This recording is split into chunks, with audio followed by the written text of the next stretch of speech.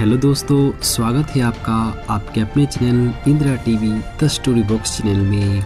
आज हम Indira TV the story box channel के माध्यम से मुगलों के आगे सिर न झुकाने वाली महान योद्धा और हिंदू महिला शासिका रानी दुर्गावती की वीर गाथा आप सबके सामने प्रस्तुत कर रहे हैं। वह भारत की एक प्रसिद्ध वीरांगना थी जिसने गढ़मंडला, जो मध्य प्रदेश में है, वहाँ शासन किया था। तो आइए रानी दुर्गावती की गौरव गाथा को सुनते हैं।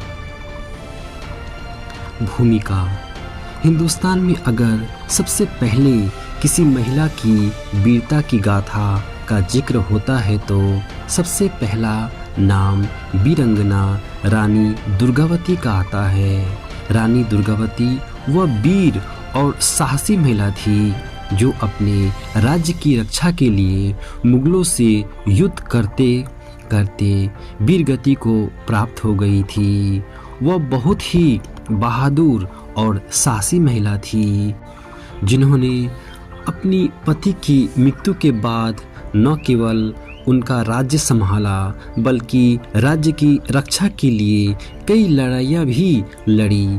रानी दुर्गावती ने 52 युद्धों में 51 युद्धों में विजय प्राप्त की थी। रानी दुर्गावती उनका शासनकाल 1550 से 1564 तक माना जाता है। रानी दुर्गावती का जन्म, शिक्षा और शुरुआती जीवन। वीरांगना रानी दुर्गावती का जन्म 5 अक्टूबर सन 1524 को प्रसिद्ध राजपूत चंदेल सम्राट किरतराय के परिवार में हुआ था। रानी दुर्गावती का जन्म दुर्गाष्टमी के दिन हुआ था, इसलिए इनका नाम दुर्गावती रखा गया। रानी दुर्गावती का नाम हिंदू देवी दुर्गा माँ के नाम पर रखा गया था। इनके नाम की तरह ही इनका तेज, साहस, शौर्य और सुंदरता चारों ओर प्रसिद्ध थी। इनका जन्म चंदेल राजवंश के कलिजर किले में, जो कि वर्तमान में बांद्रा उत्तर प्रदेश में स्थित है। इनके पिता चंदेल वंश के सबसे बड़े शासक थे जो मुख्य रूप से कुछ बातों के लिए बहुत प्रसिद्ध थे। आप देख रहे हैं Indira TV the story box. Chandel सम्राट किरतराय मुख्य रूप से कलिजर दुर्ग की अंतिम स्वतंत्रता संग्राम से जुड़े होने के कारण प्रसिद्ध हैं। वे चंदेल वंश के अंतिम प्रभावशाली शासक माने जाते हैं। कलिजर का युद्ध 1569 ईस्वी। मुगल सम्राट अकबर ने कलिजर पर आक्रमण किया, जिसे किरतराय ने वीरतापूर्वक बचाने का प्रयास किया। किरतराय को उनकी वीरता और अंतिम चंदेल प्रतिरोध के कारण जाना जाता है। आप देख रहे हैं Indira TV the story box. रानी दुर्गावती के माता का नाम के बारे में ऐतिहासिक ग्रंथों में स्पष्ट रूप से उल्लेख नहीं मिलता है और न ही रानी दुर्गावती के भाई बहन के बारे में ऐतिहासिक ग्रंथों और उपलब्ध स्रोतों में अधिक विस्तृत जानकारी नहीं मिलती है। रानी दुर्गावती को बचपन से ही तीरंगबाजी और तलवारबाजी का बहुत शौक था। इनकी रुचि विशेष रूप से शेर और चीते का शिकार करने में थी। इन्हें बंदूक का भी अच्छा खासा अभ्यास था। इन्हें वीरतापूर्वक और साहस से भरी कहानी सुनने और पढ़ने का भी बहुत शौक था। रानी ने बचपन में घुड़सवारी भी सीखी थी। रानी अपने पिता के साथ ज़्यादा वक्त गुजारती थी। उनके साथ वे शिकार पे भी जाती और साथ ही उन्होंने अपने पिता से राज्य के कार्य भी सीख लिए थे और बाद में वे अपने पिता का उनके काम में हाथ भी बटाने लगी थी। उनके पिता को भी अपनी पुत्री पर गर्व था क्योंकि रानी संपूर्ण सर्वगुण संपन्न थी। इस तरह उनकी शुरुआती जीवन बहुत ही अच्छा बीता था। रानी का वैवाहिक जीवन। रानी दुर्गावती के विवाह योग्य होने के बाद उनके पिता ने राजकुमार की तलाश शुरू कर दी।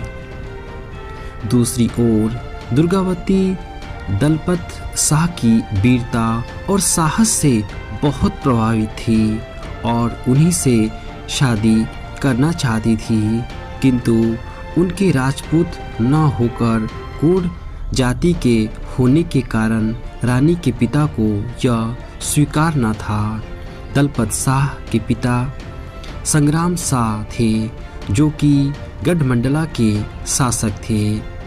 संग्राम शाह रानी दुर्गावती की प्रसिद्धि से प्रभावित होकर उन्हें अपनी बहू बनाना चाहते थे।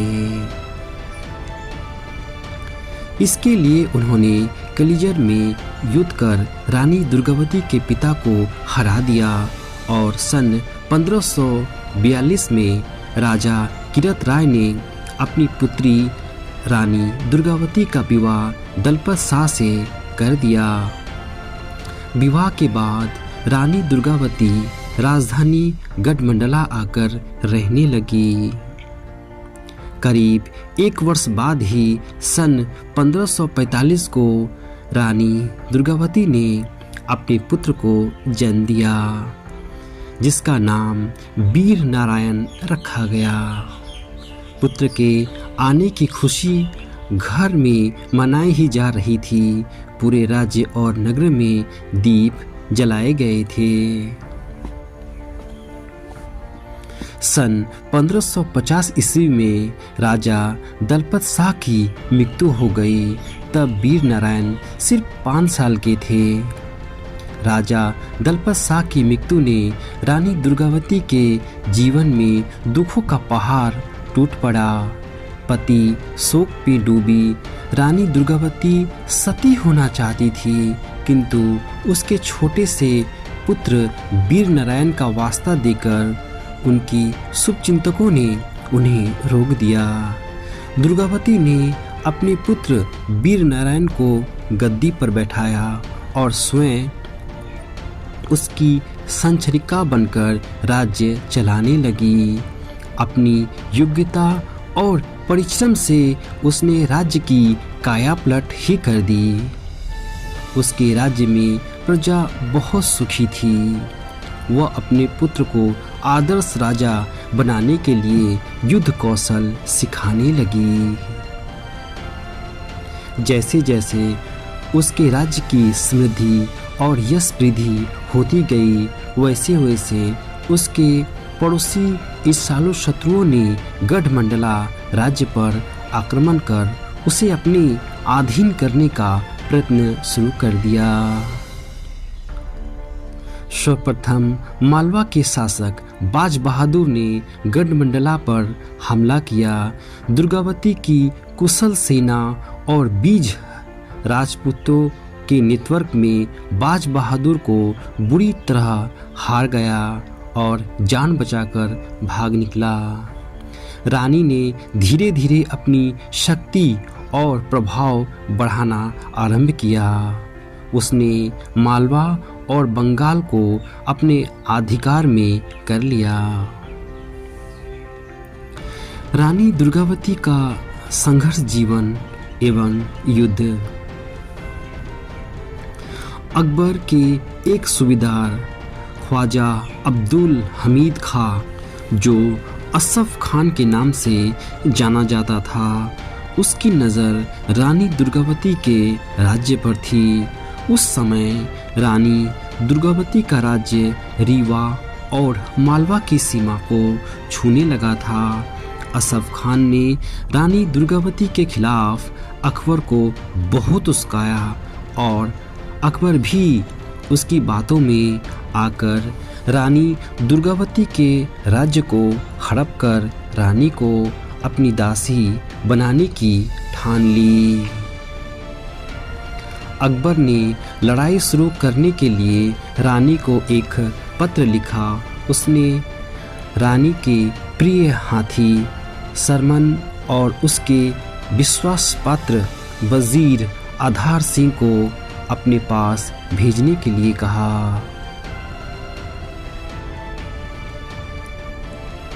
इस पर रानी ने यह मांग अस्वीकार की।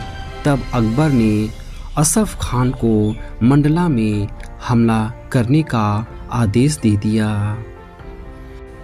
जब रानी दुर्गावती ने उसकी योजनाओं के बारे में सुना तब उन्होंने अपने राज्य की रक्षा के लिए निर्णय लेकर योजना बनाई।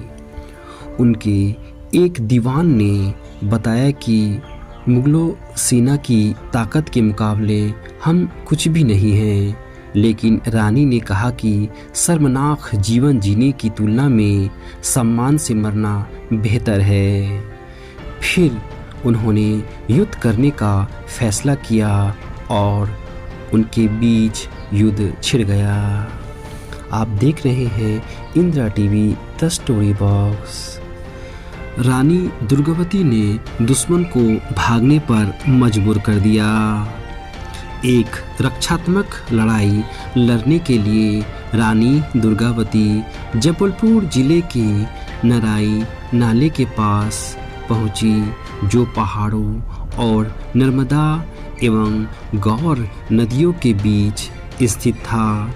क्योंकि एक ओर प्रशिक्षित सैनिक की आधुनिक हथियारों के साथ भिड़ी थी और दूसरी ओर पुराने हथियारों के साथ कुछ अपरिचित सैनिक थे।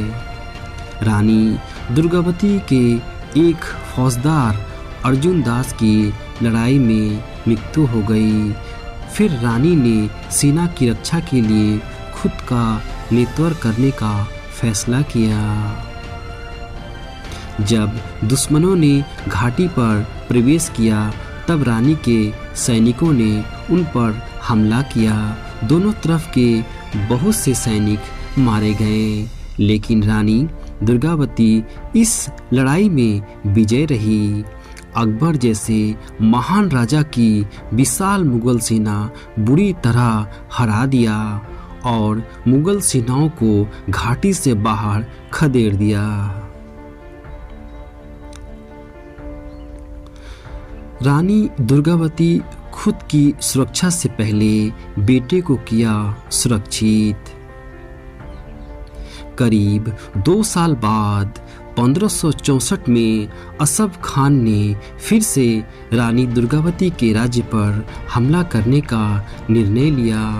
रानी दुश्मनों पर रात में हमला करना चाहती थी, क्योंकि उस समय लोग आराम से रहते थे, लेकिन उनके एक सहयोगी ने उनका यह प्रस्ताव स्वीकार नहीं किया और सुबह असफ खान ने बड़ी बड़ी तोपों को तैनात कर दिया।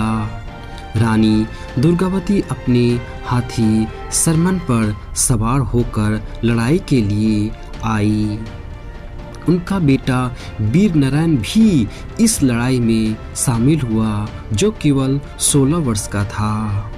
रानी ने मुगल सेनाओं को 3 बार वापस लौटने पर मजबूर कर दिया, लेकिन इस बार वह घायल हो चुकी थी और एक सुरक्षित जगह पर जा पहुंची। बेटा वीर नारायण आखिरी दम तक लड़ते लड़ते घोड़े से गिर पड़ा और गंभीर रूप से घायल हो चुका था। तब रानी ने विचलित न होते हुए अपने सैनिकों से नारायण को सुरक्षित स्थानों पर पहुंचाने को कहा और फिर वह युद्ध लड़ने लगी। आप देख रहे हैं Indira TV the story box. रानी दुर्गावती दुश्मनों के हाथ से मरने के बजाय खुद को ही मार डाला। रानी दुर्गावती मुगल सेना से युद्ध करते करते बहुत ही बुरी तरह से घायल हो चुकी थी। अचानक एक तीर आकर उनकी आंखों में जा लगी। रानी ने उसे अपने ही हाथ से निकालकर बाहर फेंका। इतने में दूसरा तीर उनकी गर्दन में जा लगी। रानी आहत वेदना से छटपटाने लगी।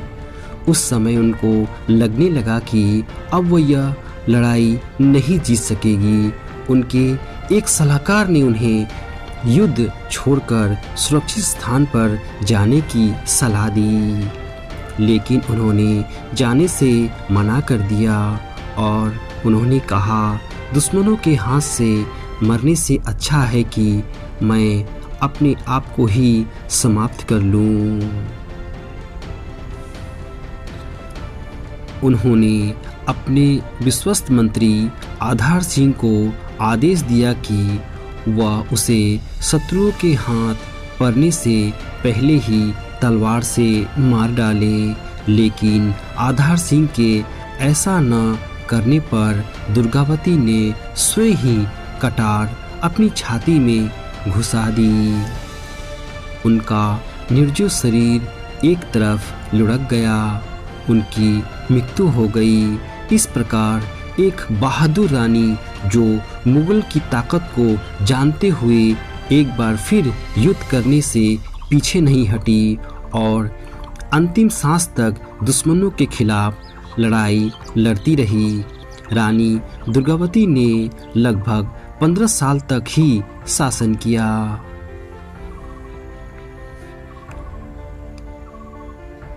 मृत्यु 24 जून 1564 को बहादुर रानी दुर्गावती की मृत्यु हो गई। तब उनकी उम्र करीब 39 वर्ष की थी। उनकी मृत्यु के बाद असीब खान ने भीषण काटमार तथा लूट मचाकर गोंडवाना राज्य की सारी संपत्ति लूटकर अधिकांश अपने निजी स्वार्थ के लिए रख ली और 15 हाथियों पर लूट का शेष भाग लादकर दिल्ली भेज दिया। इनकी साहस और पराक्रम को आज भी याद किया जाता है। रानी दुर्गावती का शरीर मंडला और जबलपुर के बीच स्थित पहाड़ी में जा गिरा। इसलिए वर्तमान में मंडला और जबलपुर के बीच स्थित बरेला में उनकी समाधि बनाई गई है, जहां अभी भी लोग दर्शन के लिए जाते हैं।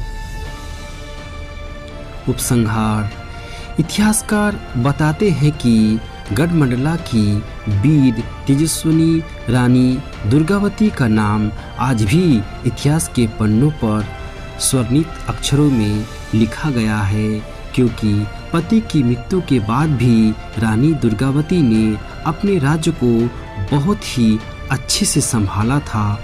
इतना ही नहीं, रानी दुर्गावती ने मुगल शासक अकबर के आगे कभी घुटने नहीं टेके थे। इस वीर महिला योद्धा ने 3 बार मुगल सेना को हराया था और अपने अंतिम समय में मुगल के सामने घुटने टेकने की जगह उन्होंने अपनी कटार से अपनी हत्या कर ली। उनकी इस वीरता और बलिदान के कारण ही लोग उनकी पूजा करते हैं। सच में वह माँ दुर्गा का ही स्वरूप था। उनकी त्याग, बलिदान और कुर्बानियों को इतिहास हमेशा स्वर्ण पन्नों में समेट कर रखेगी।